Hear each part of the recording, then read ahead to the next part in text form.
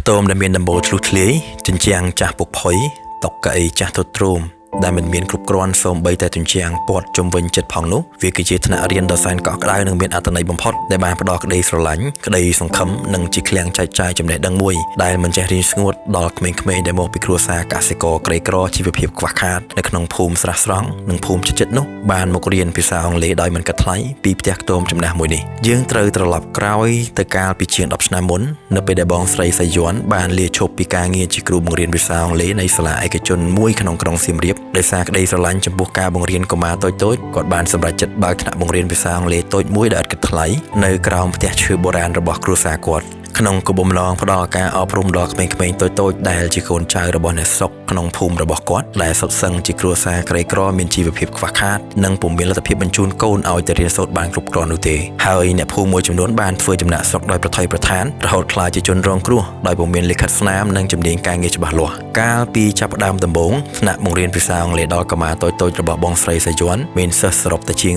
30នាក់ប៉ុណ្ណោះប៉ុន្តែចំនួនសិស្សបានកើនឡើងជាបន្តបន្ទាប់ពីមួយខែទៅមួយខែនិងពីមួយឆ្នាំទៅមួយឆ្នាំរហូតកើនដល់ជាង300នាក់គិតមកត្រឹមពេលបច្ចុប្បន្ននេះដែលជាមូលហេតុធ្វើឲ្យបងស្រីសៃយ័ន្តត្រូវពង្រីកថ្នាក់រៀនបន្ថែមសម្រាប់សិស្សថ្មីផងនិងសម្រាប់សិស្សចាស់ដែលត្រូវឡើងថ្នាក់មួយកម្រិតទៀតផង Village Home School គឺជាឈ្មោះនៃសាលារៀនដ៏កំសត់មួយនេះដែលមានអាយុកាលជាង10ឆ្នាំទៅហើយប៉ុន្តែសាលារៀនមួយនេះនៅតែរក្សាគោលបំណងដើមរបស់ខ្លួនក្នុងការផ្ដល់ការអប់រំភាសាអង់គ្លេសនិងបំពេញជីវិតដល់ក្មេងៗតូចៗដែលមកពីគ្រួសារក្រីក្រនិងជាសាលារៀនសហគមន៍ក្នុងភូមិតែមួយគត់ដែលផ្ដល់ការអប់រំដោយមិនគិតថ្លៃបើទោះបីជាត្រូវប្រឈមមុខនឹងការលំបាកនិងការខ្វះមុខខ្វះក្រោយខ្លាំងយ៉ាងណាក្តីការពង្រីកថ្នាក់រៀននិងបន្ថែមថ្នាក់រៀនថ្មីគឺជាបន្ទុកដ៏ធ្ងន់ធ្ងរសម្រាប់បងស្រីសៃយ័ន្តនិងគ្រួសាររបស់គាត់ពីព្រោះថាពួកគាត់ត្រូវការគ្រូបង្រៀនបន្ថែមតុកៅអីសម្ភារៈសិក្សាទីតាំងសម្រាប់រៀបចំទីថ្នាក់រៀនជាពិសេសអ្វីដែលលំបាកខ្លាំងសម្រាប់ពួកគាត់គឺតម្រូវការថវិកាសម្រាប់ការចំណាយលើថ្លៃទឹកថ្លៃភ្លើងនិងប្រាក់ឧបត្ថម្ភប្រចាំខែសម្រាប់គ្រូបង្រៀនដែលមួយចំនួនពួកគាត់មកបង្រៀនដោយទឹកចិត្តស្រឡាញ់និងចង់ចែករំលែកចំណេះដឹងដល់ក្មេងៗក្រីក្រឲ្យបានរៀនសូត្រចេះដឹងនឹងគេដោយគ្រូបង្រៀនទាំងនោះត្រូវចំណាយពេលវេលាផ្ទាល់ខ្លួននិងថវិកាដើម្បីធ្វើដំណើរមកកាន់សាលារៀនក្នុងភូមិស្រះស្រង់ខាងត្បូងមួយនេះជារៀងរាល់ថ្ងៃហើយបើយើងប្រៀបធៀបប្រាក់ខែដែលពួកគាត់អាចទទួលបានពីការបង្រៀននៅសាលាឯកជនវាពិតជាខុសគ្នាឆ្ងាយណាស់លើសពីនេះទៅទៀតក្នុងចំណោមគ្រូបង្រៀនភាសាអង់គ្លេសរបស់សាលារៀននេះមានគ្រូមួយចំនួនជាអតីតសិស្សរបស់សាលាហើយបានវិលត្រឡប់មកជួយជ្រោមជ្រែងសាលាហើយមួយចំនួនទៀតគឺជាប្អូនស្រីរបស់បងស្រីសៃយ័ន្តដែលពួកគាត់ឆ្លៀតពេលទំនេរពីការងារមកជួយបង្រៀនក្មេងៗដោយមិនរំពឹងថាបានកម្រៃអ្វីឡើយពីការងារមួយនេះឆ្លងកាត់បទពិសោធន៍ជាង10ឆ្នាំមួយនេះ Village Home School បានភ្លក់រសជាតិគ្រប់បែបយ៉ាងចាប់តាំងពីកកើតដំបូងជាមួយបាតដៃទទេហើយបន្តខិតខំកសាងអភិវឌ្ឍខ្លួនបន្តិច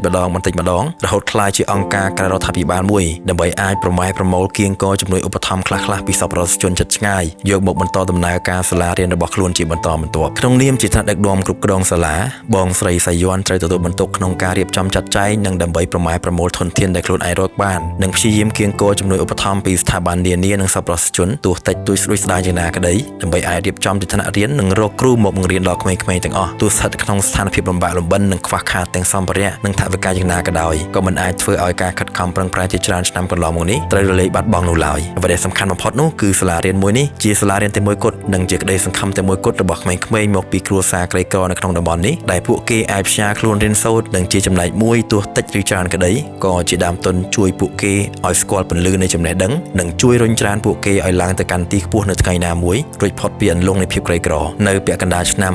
2024ជាពេលវេលាដ៏លំបាកបំផុតសម្រាប់ Village Home School ដោយសារសិស្សមានកម្លាំងកាន់តែច្រើនប៉ុន្តែផ្ទុយទៅវិញប្រាក់ចំណូលរបស់គ្រួសារបងស្រីសៃយ័ន្តបែរជាធ្លាក់ចុះចំណែកឯជំនួយឧបត្ថម្ភពីសប្បុរសជនកាន់តែតិចតួចស្រីស្ដាងថែមទៀតដែលធ្វើឲ្យប៉ះពាល់ដល់ដំណើរការសាលារៀនមួយនេះយ៉ាងខ្លាំងរហូតធ្វើឲ្យស្ថានភាពសេដ្ឋកិច្ចរបស់សាលារៀនមិនអាចទ្រាំទ្របន្តទៀតបានស្ទើរតែត្រូវបិទទ្វារផ្អាកដំណើរការទៅហើយក្នុងរយៈពេលនោះដើម្បីឆ្លើយតបនឹងស្ថានភាពដ៏អាក្រក់នេះគ្រូបង្រៀនមួយចំនួនបានស្ម័គ្រចិត្តបង្រៀនដោយពុំទទួលបានប្រាក់ឧបត្ថម្ភនោះទេដែលប្រាក់ឧបត្ថម្ភនោះទៀតសោតក៏មានចំនួនតិចតួចស្រាប់ទៅហើយសាលាក៏បានបង្ខំចិត្តអំពាវនាវឲ្យអាណាព្យាបាលសិស្សជួយចូលរួមជាវិភាគទានតាមលទ្ធភាពដែលអាចធ្វើទៅបានដើម្បីជួយទ្រទ្រង់ដំណើរការរបស់សាលាហើយអាណាព្យាបាលមួយចំនួនក៏បានចូលរួមជាវិភាគទានបន្តិចបន្តួចតាមលទ្ធភាពប៉ុន្តែអាណាព្យាបាលនិងគ្រួសារសិស្សភាគច្រើនពុំមានលទ្ធភាពជួយជាថវិកានោះទេដោយសារជីវភាពពួកគេក៏កំពុងជួបការលំបាកដូចគ្នា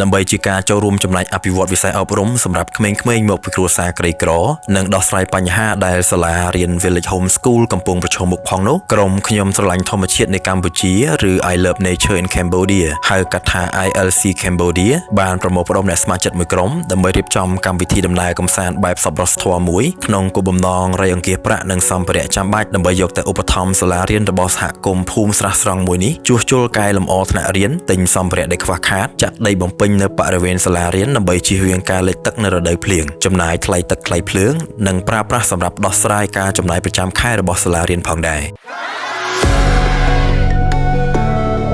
ក្រុមការងារស្ម័គ្រចិត្តរបស់ ILC Cambodia រៀបចំកម្មវិធីដំណើរកម្សាន្តបែបសប្បុរសធម៌នេះឡើងក្នុងគោលបំណងផ្សព្វផ្សាយពីតំបន់ទេសចរក្នុងខេត្តសៀមរាបផងដើម្បីរៃអង្គាសប្រាក់និងជំនួយឧបត្ថម្ភដល់សាលារៀន Village Home School ផងនិងក៏ដូចជាដើម្បីរៀបចំព្រឹត្តិការណ៍ទេសចរប្រចាំឆ្នាំរបស់ខ្លួនផងដែរដែលជាដំណើរកម្សាន្តពីរាជធានីភ្នំពេញឆ្ពោះទៅកាន់ទឹកដីខេត្តសៀមរាបដោយកម្មវិធីរបស់ពួកយើងមានរយៈពេលមួយយប់2ថ្ងៃគឺនៅថ្ងៃទី16និង17ខែសីហាឆ្នាំ2025ដើម្បីទៅបោះតង់មួយយប់លើភ្នំគូលែនហើយព្រឹកឡើងយើងចុះទៅធ្វើកម្មវិធីចែកអំណោយនៅសាលារៀន Village Home School នៅភូមិស្រះស្រង់ខាងត្បូងក្រុងសៀមរាបនេះគឺជាដំណើរកម្សាន្តសប្បុរសធម៌លើកទី3ដែល ILC Cambodia បានព្រួយផ្ដើមគំនិតធ្វើឡើងហើយកាលពីលើកទី2ពួកយើងបានរៀបចំកម្មវិធីចែកអំណោយនិងឧបត្ថម្ភថវិកាដល់សិស្សានុសិស្សលោកគ្រូអ្នកគ្រូនៅសាលាបឋមសិក្សាស្រែកិនស្ថិតក្នុងភូមិស្រែកិនឃុំត្រពាំងជោស្រុកអូរ៉ាល់ខេត្តកំពង់ស្ពឺដោយទទួលបានការគាំទ្រយ៉ាងច្រើនសន្ធឹកសន្ធាប់ជាថវិកាសម្ភារៈពីសប្បុរសជននានារួមទាំងការឧបត្ថម្ភពីម្ចាស់ sponsor មួយចំនួនធំផងដែរហើយក្រុមការងារយើងបានដឹកនាំអ្នកចូលរួមដំណើរកម្សាន្តទៅបោះតង់ជុំគ្នាមួយយប់នៅទីតាំងបោះតង់របស់សហគមន៍ទេសចរនៅជើងភ្នំអូរ៉ាល់ប្រកបដោយបរិយាកាសរីករាយស្និទ្ធស្នាលក្រៃលែងនិងពោពេញដោយស្នាមញញឹមថវិកានិងសម្ភារៈដែលទទួលបានពីសប្បុរសជនទាំងអស់នឹងទៅប្រគល់ជូនគណៈគ្រប់គ្រងសាលា Village Home School ដើម្បីចាត់ចែងនិងប្រើប្រាស់តាមតម្រូវការជាក់ស្ដែងដូច្នេះដើម្បីឲ្យកម្មវិធីដំណើរកម្សាន្តបែបសប្បុរសធម៌មួយនេះអាចដំណើរការទៅបានដោយជោគជ័យប្រកបដោយសេចក្តីសំណោះរីករាយក៏ដូចជាបន្សល់ទុកស្នាមញញឹម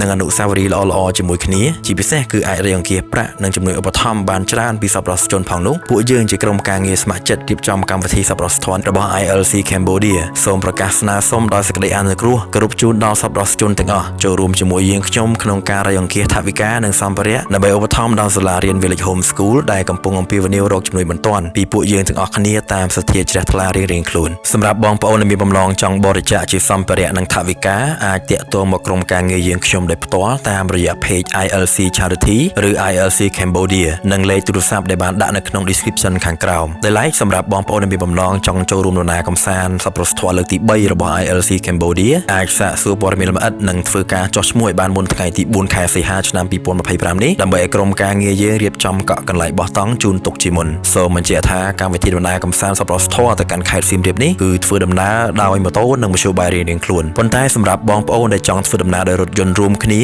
ក្រុមការងារយើងក៏អាចជួយរៀបចំរថយន្តរួមបានផងដែរអាស្រ័យតាមចំនួនជាក់ស្ដែងជាចុងក្រោយពួកយើងសង្ឃឹមថាវីដេអូមួយនេះនឹងក្លាយជាសារផ្សព្វផ្សាយដល់សប្បុរសជនទាំងអស់ឲ្យចូលរួមជាមួយពួកយើងដើម្បីរៃអង្គាសថវិកានិងសម្ភារៈជួយឧបត្ថម្ភដល់សាលារៀនសហគមន៍ Village Home School ឲ្យបានច្រើនសន្ធឹកសន្ធាប់ជាពិសេសក៏ជាលិខិតអញ្ជើញបងប្អូនដែលមានបំណងចង់ចូលរួមធ្វើដំណើរកម្សាន្តបោះតង់ជាក្រុមបានធ្វើដំណើរកម្សាន្តជុំគ្នាក្នុងន័យសាមគ្គីភាពមោទនភាពនិងមិត្តភាពយូរអង្វែងចូលរួមចំណែកអភិវឌ្ឍសង្គមជាតិយើងនិងបង្កើតអនុស្សាវរីយ៍ដ៏មានអត្ថន័យដែលមិនអាចបំភ្លេចបានសូមជូនពរបងប្អូនទាំងអស់គ្នាសុខភាពល្អនិងជោគជ័យគ្រប់ភារកិច្ច